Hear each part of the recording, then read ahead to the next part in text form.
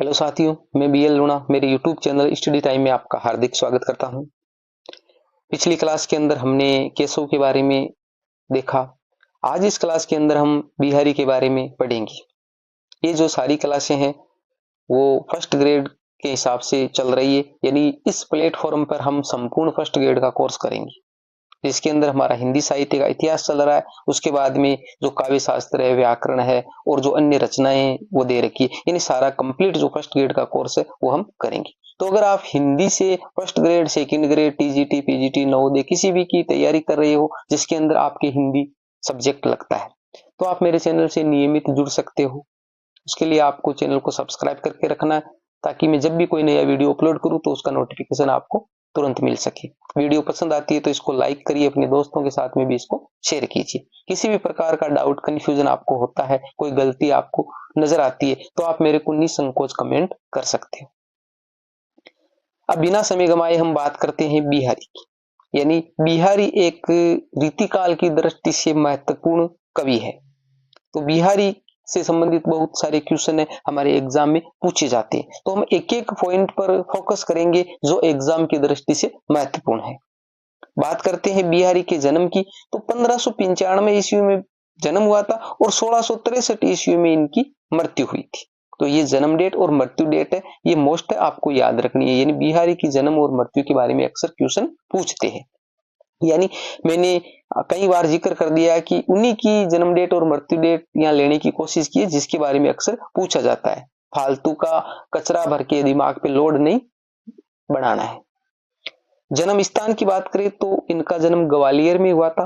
प्रमुख पंक्ति है इनके जन्म से संबंधित, क्या है? जन्म ग्वालियर जानिए खंड बुंदेले बाल, तरुणाई आई सुखद मथुरा बसी ससुराल। कहने का मतलब इनका जन्म ग्वालियर में हुआ था, बुंदेलखंड में इनका बालपना और जो जवानी है वो बीती थी, और मथुरा के अंदर इनका ससुराल था। तो कहने का मतलब इन पंक्ति से हमें पता चलता है कि इनका जन्म है वो ग्वालियर में हुआ था, और इनकी जवानी और जो बालपना है वो बुंदेलखंड में बीता, और इनका ससुराल है वो मथुरा था। तो ये लाइन आपको अच्छे से याद रखनी है, यहाँ से भी क्वेश्चन बनते हैं। इनकी एकमात्र रचना बिहारी सतसई है। देखिए, बिहारी सतसई एक रचना है, एक रचना है, और एक ही रचना इन्होंने लिखी है, और उस एक रचना में अलग अलग तरह के इन्होंने दोहे वो ऐड किए, और उनसे ही ये प्रसिद्ध हो गए। एक ही रचना से प्रसिद्ध हो गए। बिहारी सतसई एक ही रचना है, और इतनी महत्वपूर्ण रचना है कि इनसे संबंधित बहुत सारे क्वेश्चन है वो एग्जाम में पूछे जाते हैं। रचना काल की बात करें तो 1662 ईस्वी, याद रह जाएगा। क्यों रह जाएगा? 1595 में इनका जन्म है, 1595 में इनका जन्म है, 1663 में इनकी मृत्यु है, और उससे एक साल पहले ही इन्होंने बिहारी सतसई है उसको कंप्लीट किया था। तो 1662 है वो बिहारी सतसई का प्रकाशन डेट है। 1595, 1662 और 1663 तीन डेट हमारे सामने हो गई है। कुल छंद वो 713 है, 713 दोहे है इसके अंदर, ठीक है। कुल छंद पूछे, क्योंकि दोहा क्या एक छंद ही है, तो कुल छंद 713 है और ये दोहे छंद में है।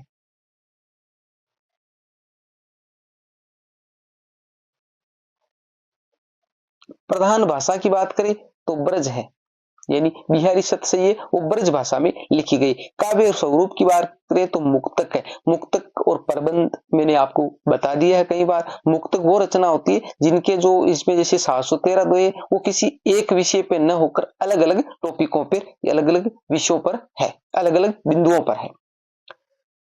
प्रधान रस की बात करें तो श्रृंगार रस है, और संयोग श्रृंगार की प्रधानता है। यानी श्रृंगार जो रस होता है उस श्रृंगार में भी दो है, एक संयोग श्रृंगार होता है और एक वियोग श्रृंगार होता है। तो ज्यादातर इसके अंदर जो श्रृंगार रस काम में लिया है उस श्रृंगार रस में संयोग श्रृंगार है, ज्यादातर जो है वो संयोग श्रृंगार के दो ये है। पिता की बात करें हमारे बिहारी के तो केशव राय है। एक एक पॉइंट महत्वपूर्ण है, किसी भी पॉइंट को आप छोड़ने की स्थिति में नहीं हो, यानी प्रत्येक पॉइंट को आपको अच्छे से ध्यान में रखना है। छोड़ने वाले जो टॉपिक है वो आप गाइडों में देख सकते हो, क्योंकि गाइडों में बहुत सारा मैटर होता है और वो आप याद भी नहीं कर सकते। उसमें से आप जो आपकी मर्जी हो उतना ज्यादा आप छोड़ सकते हो, क्योंकि मैं ये भी नहीं कहता सकता कि प्रत्येक गाइड गलत होती है, पर गाइडों में क्या है, ज्यादा मैटर दिया होता है और वो विद्यार्थी है पूरा मैटर नहीं पढ़ पाता है।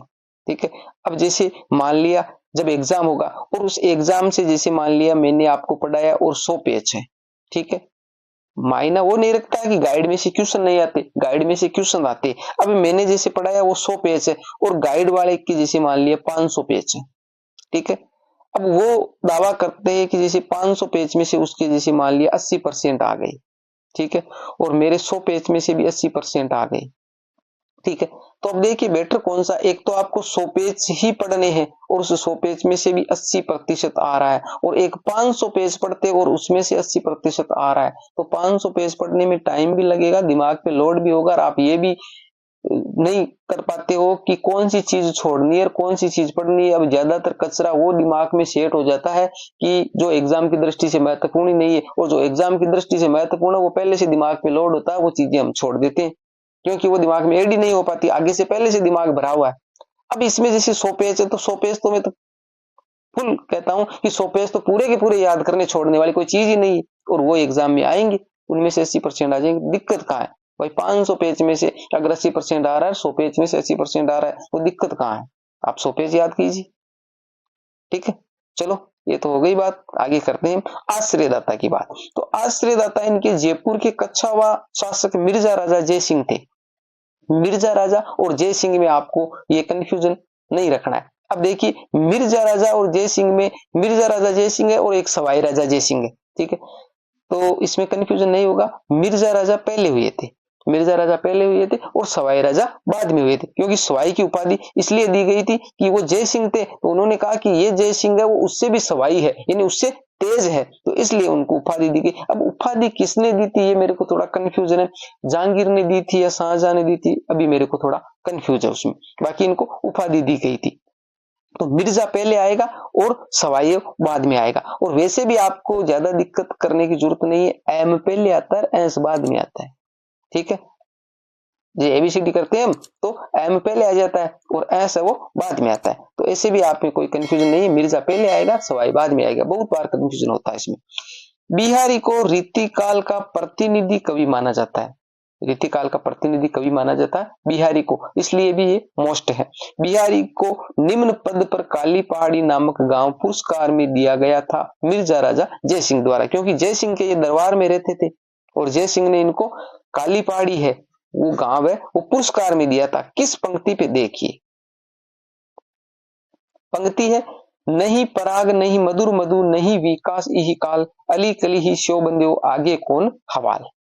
ये जो पंक्ति है इस पंक्ति पर बिहारी को काली पहाड़ी गांव है वो पुरस्कार में मिला था, किसने दिया था, मिर्जा राजा जय सिंह ने। अब थोड़ा इसका अर्थ जान लेते।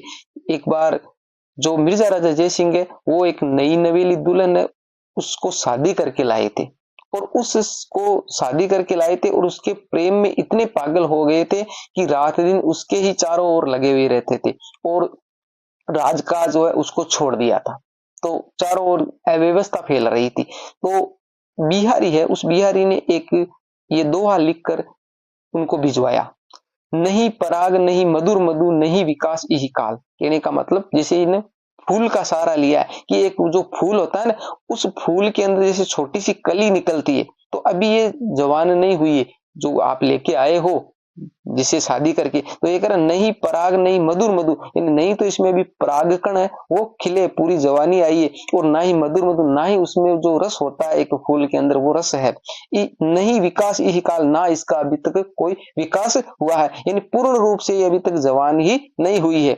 अली कली ही सो बंदे आगे कौन हवाल, यानी अभी तो ये कली है, अली का मतलब होता है भंवरा, अली का मतलब होता है भंवरा, भंवरा क्या करता है फूलों पर मंडराता है। अली कली ही सो बंदियों आगे कौन हवाल, यानी अभी तो ये कली है, कली का मतलब जो पुष्प अभी खिल रहा है, तो अभी तो ये कली है, और उस टाइम भी अगर आप इस प्रकार इस पर आप हावी हो रखे हो, इस प्रकार आप इस पर मोहित हो रखे हो, तो आगे जब इसके अंदर जवानी आएगी ये पूरी जवान होगी, उस टाइम आपकी क्या स्थिति होने वाली है। तो इससे जय सिंह की आंखें खुल गई और उन्होंने उसको छोड़कर अपने राजपाट में वापस ध्यान लगाया। आगे देखो, इनके दत्तक पुत्र ने बिहारी सतसई की सर्वप्रथम टीका लिखी। सर्वप्रथम टीका है बिहारी सतसई की, वो इनके दत्तक पुत्र ने लिखी है। बिहारी सतसई पर बहुत ज्यादा टीकाएं लिखी गई है। कृष्ण कवि ने बिहारी सतसई के प्रत्येक दोहे पर सवैया छंद बनाया है। यानी कृष्ण कवि ने भी इन पे टीका लिखी है, परंतु जो दोहा छंद था उस दोहे को सवैया में परिवर्तित कर दिया, सवैया छंद में लिखी है कृष्ण कवि ने। संपूर्ण यूरोप में बिहारी सतसई के समकक्ष कोई रचना प्राप्त नहीं होती। जॉर्ज इब्राहिम ग्रियर्सन, यानी ये जॉर्ज इब्राहिम ग्रियर्सन है, उन्होंने कहा था कि संपूर्ण जो यूरोप है उसके अंदर बिहारी सतसई के बराबर कोई रचना नहीं मिलती है। बिहारी सतसई को शक्कर की रोटी कहा है डॉक्टर पदम सिंह शर्मा ने। एक एक लाइन मोस्ट अच्छे से दिमाग में सेट कर लेना व्यवस्थित तरीके से, ट्यूशन गलत नहीं होना चाहिए। फिर आप कहोगे कि उन्होंने बताया तो था पर हमने याद नहीं किया, तो एक एक पॉइंट को आप अच्छे से दिमाग में सेट कर लो। हिंदी साहित्य में देव बड़े या बिहारी इस विवाद के वास्तविक जन्मदाता मिश्र बंधु माने जाते हैं। यानी मैं पूरा 100% तो नहीं कह सकता, बाकी 99% गारंटी है कि जैसे जो मैं पढ़ा रहा हूं उनमें से आपके क्वेश्चन है वो मिल जाएंगे। ठीक है, ठीक है। तो हिंदी साहित्य में देव बड़े या बिहारी इस विवाद के वास्तविक जन्मदाता है वो कौन थे? मिश्र बंधु थे।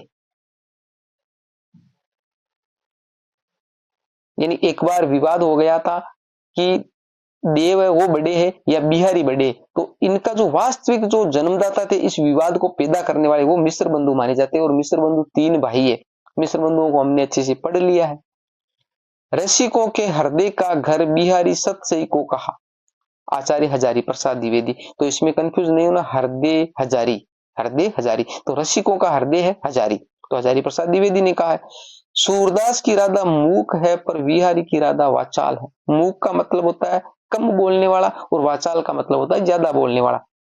तो ये कह रहा है कि जो सूरदास की राधा है, सूरदास ने जो पद लिखे कृष्ण और राधा के बारे में, तो उसकी राधा है वो कम बोलती है, और जो बिहारी की राधा है वो वाचाल है, ये ज्यादा बोलने वाली है। यानी इन्हें फर्क है इनमें। बिहारी सतसई का प्रथम छंद है, यानी शुरुआत में क्या करते हैं, जब भी कोई हम नई रचना करते हैं या कोई भी शुभ काम करते हैं तो हम क्या करते हैं, किसी जो इष्ट देव होता है उसको मनाते हैं। जैसे लक्ष्मी को हो गया, सरस्वती को हो गया, या राधा को हो गया, हमारे गणेश जी हो गए, कोई भी जो इष्ट देव उसको मनाते। परंतु बिहारी सतसई के अंदर जो शुरुआत में जो सर्वप्रथम का दोहा है वो क्या है, राधा से संबंधित है, राधा को मनाया। मेरी भऊ बाधा हरो राधा नागरी सोई। मेरी भऊ का मतलब भऊ यानी संसार होता है, मेरे संसार है इसकी ये बाधा, आप ये जो परेशानी है इसको दूर करो, राधा नागरी सोई। यानी राधा को संबोधित करके ये लिखा है। जा तन की झाई परे श्याम हरित दूती होई। यानी जिसकी झाई का मतलब छाया पड़ने से ही श्याम हरित दूती होई, यानी जो श्याम रंग है वो भी एक प्रकाशमान हो जाता है। इस प्रकार इन्होंने राधा को याद किया। तो ये आपको याद रखना है कि जो बिहारी सतसई है उसका प्रथम दोहा मेरी बहु बाधा हरो राधा नागरी सोई, जा तन की झाई परे श्याम हरित दूती होई। आगे है बिहारी सतसई की फारसी टीका है वो फिरंगी सतसई नाम से है, जो आनंदी लाल शर्मा जोशी ने लिखी है। सतसई परंपरा का सर्वप्रथम ग्रंथ गाहा सप्तशती, यानी सतसई परंपरा का जो सतसई जैसे बिहारी सतसई है तो ये बाद में लिखी गई। इससे सर्वप्रथम जो बिहारी जो सतसई परंपरा की जो प्रारंभ हुआ था, तो सर्वप्रथम जो सतसई परंपरा है वो किसने लिखी थी, हाल कवि ने लिखी थी, और उसका नाम था गाहा सप्तशती। ग्रामीण संस्कृति के विरुद्ध घृणा भाव प्रकट करने वाले एकमात्र कवि बिहारी है। यानी बिहारी ने जो ग्रामीण संस्कृति है उसके प्रति घृणा भाव प्रकट किया है, और ये एकमात्र कवि है। गांवों को जो गांवों की घृणा की दृष्टि से देखने वाले एकमात्र कवि कौन है, हमारे बिहारी है। बिहारी ध्वनि संप्रदाय के कवि माने जाते हैं, याद रखना है। यानी बिहारी किस संप्रदाय में आते हैं, ध्वनि संप्रदाय में, अलंकार संप्रदाय में, रस संप्रदाय में, रीति संप्रदाय में। तो बिहारी है वो ध्वनि संप्रदाय माने जाते हैं। बिहारी का प्रेम संबंधी दृष्टिकोण यथार्थवादी, यथार्थ का मतलब होता है हकीकत।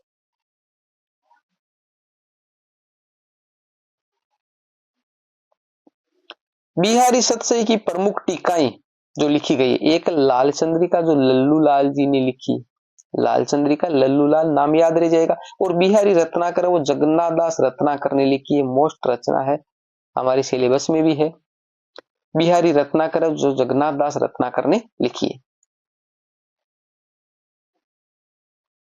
अब यहाँ पर नोट आया, ये भी देख लेते।